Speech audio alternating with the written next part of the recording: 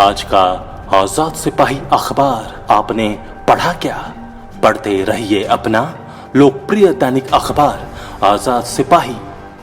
मुख्यमंत्री हेमंत सोरेन ने कहा कि प्रवासी श्रमिकों का शोषण रोकने के लिए मजबूत तंत्र की जरूरत। नमस्कार, आजाद सिपाही में आपका स्वागत है। मैं हूं राहुल सिंह।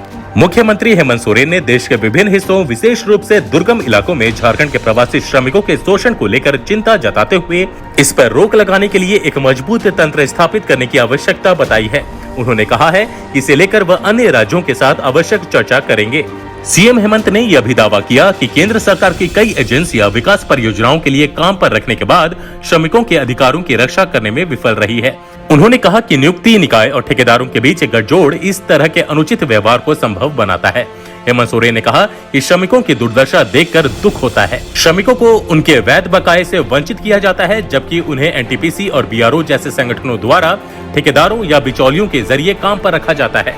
उनके अधिकारों की रक्षा के लिए नीतियां मौजूद हैं, लेकिन आमतौर पर उन्हें लागू नहीं किया जाता है। मुख्यमंत्री ने कहा कि वह इस मुद्दे को विभिन्न मंचों पर उठाते रहे हैं, लेकिन इसका कोई फायदा नहीं हुआ। वहीं सीएम हेमंत सोरेन ने कहा कि कोविड संकट से निपटने के बाद उत्तराखंड, हिमाचल प्रदेश, जम्मू कश्मीर और लद्दाख के अलावा अन्य राज्यों और केंद्र शासित प्रदेशों के मुख्यमंत्रियों और प्रशासकों के साथ व्यक्तिगत तौर पर बैठक करेंगे। श्रमिकों के शोषण पर रोक के लिए एक मजबूत तंत्र बनाया जाएगा।